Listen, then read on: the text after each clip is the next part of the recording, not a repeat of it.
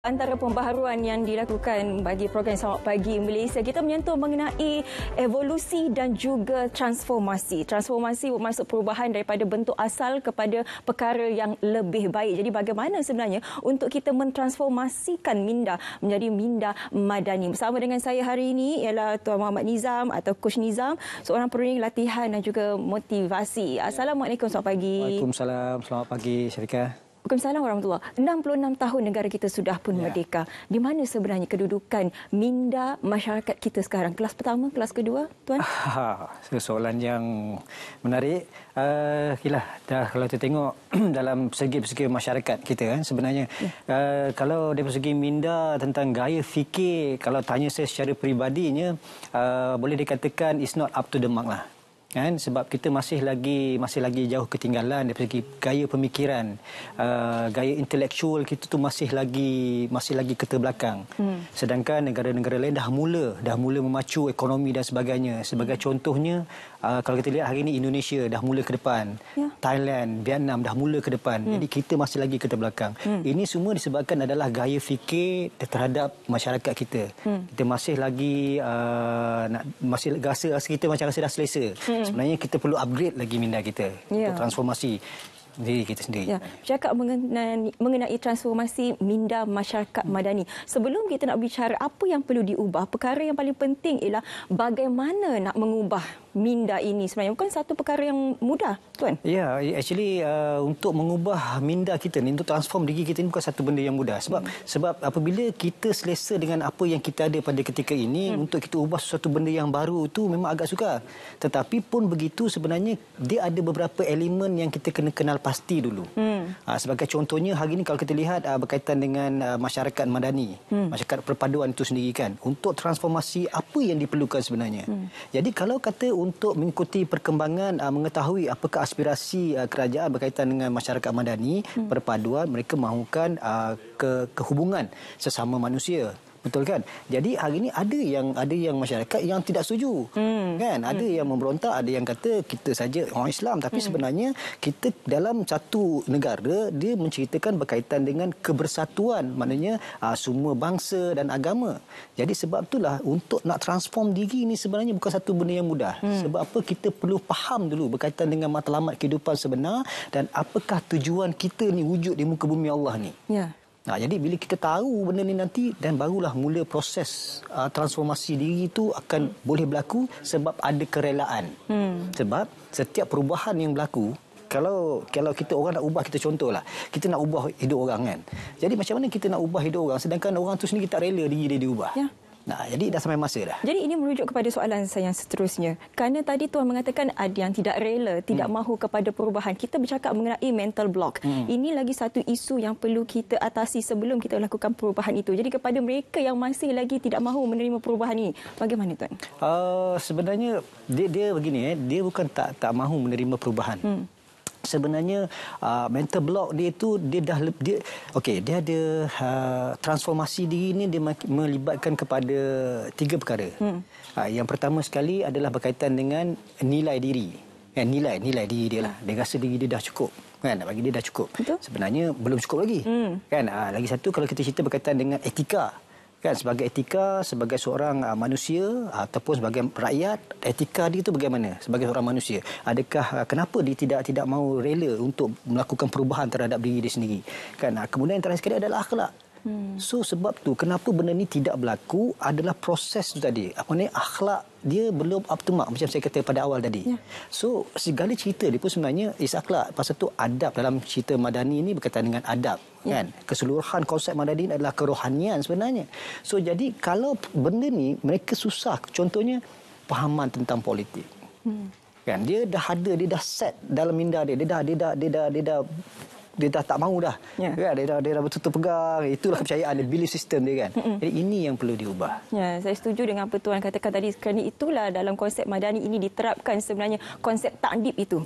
Kerana perlu adanya adab dan juga akhlak itu. Betul. Jadi sekarang ini baru kita masuk kenapa dan juga apa yang perlu diubah sebenarnya untuk mencapai ke arah madani. Sebenarnya untuk apa diubah ni diri sendirilah. Kan? Sebab dia begini. bila cerita pasal berkenaan dengan kita jangan ambil negara lah terlalu besar. Kita ambil benda yang kecil dulu. Sebagai contohnya sebuah organisasi. Bila dalam organisasi itu mereka ada visi dan misi dia sendiri, kan? Untuk menjayakan misi dan visi organisasi tersebut adalah siapa? Kena pasti dulu. Kan selalu saya tanya dalam program-program saya, mereka kata orang lah. Yalah, pekerja lah. Siapa pekerja tu? Dia kata pekerja tu adalah kita lah. Siapa kita tu? Kita tu adalah manusia. Jadi cerita dia sebelum kita nak ubah negara, aspirasi negara ni capai matlamat dia, kita kena ubah pekerja itu dulu. Jadi itu dari skop organisasi. Maknanya kalau di dalam negara, untuk negara mencapai kejayaan, kesejahteraan hidup ataupun apa yang matlamat yang diwar-warkan oleh Perdana Menteri kita, untuk mencapai kejayaan masyarakat Malaysia Madani itu tadi, rakyat ini perlu berubah lebih dahulu. Mereka ini perlu dilatih dulu. Mereka ini perlu diberi bimbingan dulu. Mereka ini perlu diberi keterangan berkaitan dengan konsep madani yang sebenar-benarnya terlebih dahulu. Mekanisme yang terbaik bagaimana tuan? Mekanisme yang terbaik adalah pihak dia semua sama ada dengan kerajaan ataupun rakyat kena bersama. So dia tak boleh ada sebelah pihak saja. Contohnya hari ini pihak kementerian perlu mewujudkan satu task force untuk bergerak ke seluruh tanah air ni tadi untuk menceritakan berkaitan dengan madani itu tadi. Sebab hari ini saya percaya ramai orang tidak faham tentang 6 tonggak itu tadi. Kan kalau cerita berkenaan dengan kemampanan itu berkaitan dengan apa? Kan kalau cerita berkenaan dengan kesejahteraan itu berkenaan dengan hubungan sesama manusia, kan, ekonomi, kan, cerita pasal nak membasmi kemiskinan. So kementerian ada inisiatif untuk membasmi kemiskinan. Persoalan di hari ini, bagaimana pula dengan rakyat itu sendiri? Sebagai contoh, saya buat program dengan Majlis Agama Islam Malaysia Ketua dan sebagainya. Kita tahu bukan semua orang nak berjaya. Mereka dah terima sumbangan. Jadi okeylah, cukup-cukup lah dulu kan. Jadi ini mentaliti yang perlu diubah. Dan syukur Alhamdulillah, so far kita banyaklah dapat nampak perubahan tersebut. Kan? Jadi untuk membasmi kemiskinan ini bukan terletak daripada pihak kementerian itu saja. Tapi rakyat juga perlu main peranan yang sama. Jadi dia bukan satu benda yang mudah. Ya, saya setuju dengan apa Tuan katakan tadi. Ilmu pengetahuan itu penting kerana pengetahuan itulah yang memanusiakan kita. Betul. Sebenarnya. Jadi berbalik kepada perubahan itu, mungkin kita ada mekanisme terbaik untuk melakukan perubahan. Tetapi apa yang sukar sebenarnya di sini ialah istiqamah itu. Ya, betul. Konsisten. Bagaimana kita nak berterusan perkara itu, Tuan? Okey, sebenarnya benda ni berlaku selepas saya buat sedikit kajian lah kan.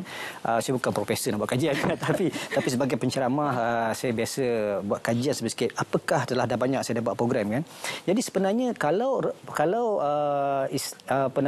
Malaysia Madani itu ada tonggaknya, perubahan untuk sikap manusia itu karakter dia pun ada tonggak dia.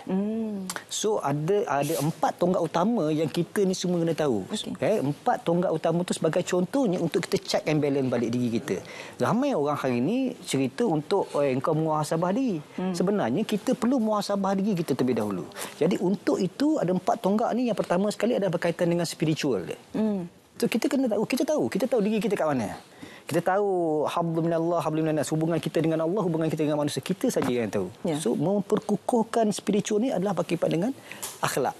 Konsep madani itu tadi kerohanian. So ada kena-mengena dengan spiritual. Yang kedua, bagaimana pula dengan kaedah pengurusan emosinya. Kemudian bagaimana pula dengan kesihatan fizikalnya, kan, dan juga adalah intelektualnya. Sebab ini semua ada sangkut paut dengan konsep madani berkaitan dengan tonggak yang ketiga, iaitu daya cipta intelektual. Jadi itulah kita bercakap mengenai transformasi. Bukan saja RTM melakukan transformasi sempena dengan ulang tahun 77 tahun, tapi kita juga ingin mentransformasikan minda kita untuk sama-sama kita mencapai aspirasi yang telah pun diwawarkan oleh Yang Amat Berhormat Perdana Menteri. Terima kasih banyak-banyak saya ucapkan kepada Tuan Muhammad Nizam atau Coach Nizam, seorang perunding latihan dan juga pakar motivasi. Terima kasih banyak. Masya-Allah. Okey, seterusnya kita nak terus saja ke cerita pagi